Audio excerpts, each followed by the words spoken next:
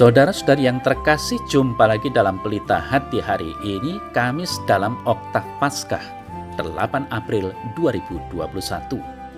Bersama saya Romo Thomas Suratno SC dari Paroki Cilandak, Jakarta Selatan, mendengar dan merenungkan sabda Tuhan, yakni firman Tuhan yang tersurat dalam Injil Lukas, bab atau pasal 24, ayat 35 sampai dengan ayat 48.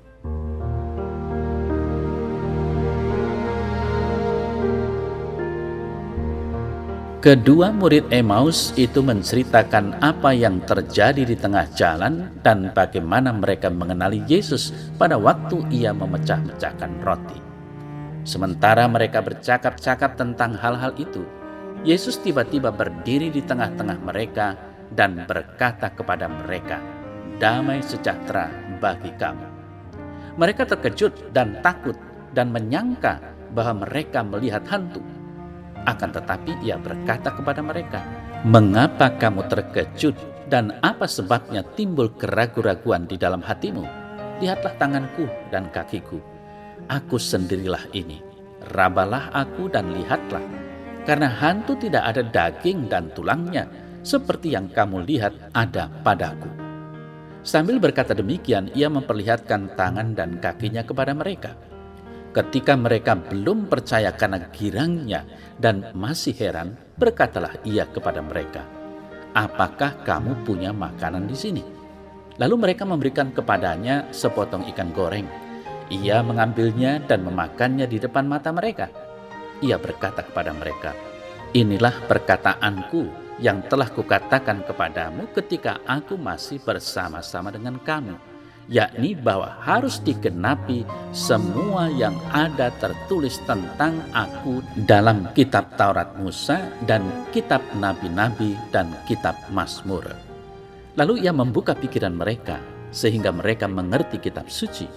Katanya kepada mereka, "Ada tertulis demikian, Mesias harus menderita dan bangkit dari antara orang mati pada hari yang ketiga, dan lagi dalam namanya berita tentang pertobatan untuk pengampunan dosa harus disampaikan kepada segala bangsa, mulai dari Yerusalem. Kamulah saksi-saksi dari semuanya ini."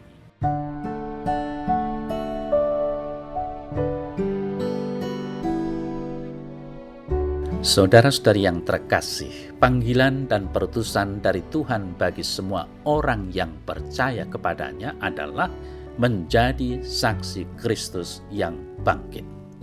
Pertama-tama, para murid dan para rasul Yesus memiliki tugas mulia untuk menjadi saksi mata bahwa Yesus dari Nazaret sungguh-sungguh bangkit dari kematiannya. Mereka menyaksikan sengsara dan wafatnya. Mereka juga menyaksikan kebangkitannya melalui penampakan-penampakannya. Pengalaman kebangkitan dan penampakan Yesus menjadi kekuatan bagi para rasul untuk bersaksi. Ini juga menjadi harapan Yesus kepada para muridnya. "Kamu adalah saksi dari semuanya ini." Lukas 24 ayat 48. Saudara-saudari yang terkasih, di dalam warta Injil tadi kita mendengar kisah lanjutan dari komunitas para rasul Yesus. Setelah kedua murid yakni Kleopas dan temannya yang merasa galau dan memilih untuk kembali ke Emmaus, kampung halaman mereka, Yesus memiliki inisiatif untuk menemani perjalanan mereka dengan bertanya dan menjelaskan kitab suci, mulai dari kitab Taurat Musa, kitab Mazmur, dan kitab para nabi. Penjelasan Yesus ini membuat hati mereka berkobar-kobar. Karena hari sudah menjelang malam, maka Kleopas dan temannya meminta Yesus, "Mane nobiscum Domine," "Tinggallah bersama kami ya Tuhan." Lukas 24 ayat 29.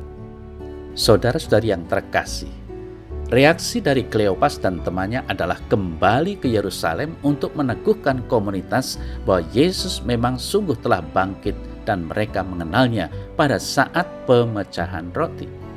Situasi ini di dalam komunitas sendiri masih dalam suasana mencekam. Pintu dan jendela rumah masih ditutup rapat. Dalam suasana seperti ini, Tuhan Yesus hadir dan meneguhkan mereka dengan sapaan Shalom. Murid-murid Yesus semakin takut dan merasa bahwa dia adalah hantu. Lalu Yesus berkata, "Mengapa kamu terkejut dan apa sebabnya timbul keraguan-raguan di dalam hati kamu? Lihatlah tanganku dan kakiku. Aku sendirilah ini. Rabalah aku dan lihatlah. Karena hantu tidak ada daging dan tulangnya seperti yang kamu lihat ada padaku." Saudara-saudara yang terkasih, reaksi para murid adalah belum percaya. Mereka dinilai lambat hati, maka ia meminta sepotong ikan goreng dan memakannya. Yesus lalu membuka pikiran mereka.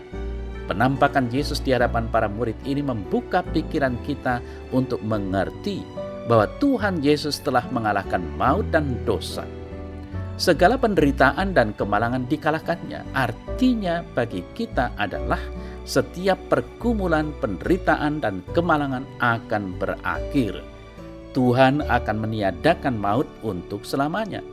Setiap orang memiliki aneka persoalan hidup, tetapi Tuhan kita jauh lebih besar. Ia sanggup untuk menyelesaikan segala persoalan hidup kita, asal kita percaya teguh kepadanya.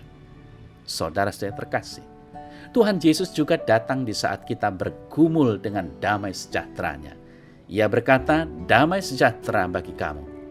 Ia membawa damai bagi manusia yang berkenan kepadanya. Ingatlah, dalam amanat perpisahan, ia berkata kepada para muridnya, "Damai sejahtera kutinggalkan bagimu. Damai sejahteraku kuberikan kepadamu. Dan apa yang kuberikan tidak seperti yang diberikan oleh dunia kepadamu. Janganlah gelisah dan gentar hatimu." Yohanes 14 ayat 27. Dan lagi Yesus berkata, "Berbahagialah orang yang membawa damai, karena mereka akan disebut anak-anak Allah." Matius 5 ayat 9. Tugas kita sebagai gereja saat ini adalah menghadirkan Kristus yang bangkit dengan membawa damainya. Saudara-saudari yang terkasih, para rasul Yesus selalu berusaha untuk menjadi saksi kebangkitan. Setelah mereka mendapat kekuatan Roh Kudus, mereka juga berani untuk memberi kesaksian tentang kebangkitan Kristus. Petrus memberi kesaksiannya bahwa Yesus adalah orang yang kudus dan benar, tetapi ditolak oleh kaum Yahudi. Ia sudah dibunuh, namun sudah bangkit dengan mulia. Petrus menegaskan, "Kami adalah saksi." Kisah 3 ayat 15. Saudara saya terkasih, keberanian Petrus dan para rasul hendaklah menjadi keberanian bagi seluruh gereja untuk bersaksi bahwa Yesus sudah bangkit dengan jaya. Warta sukacita ini juga menjadi milik manusia yang berkenan kepada Tuhan, supaya tidak kecil hati ketika mengalami masalah-masalah tertentu dalam hidupnya.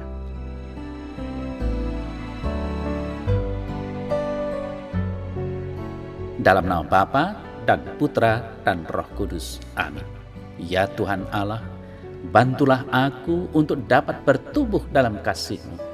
Mampukan aku tumbuh dan berkembang menjadi saksi-saksi-Mu yang setia di dunia ini. Terpujilah Engkau kini dan sepanjang segala masa. Amin. Dalam nama Bapa dan Putra dan Roh Kudus. Amin.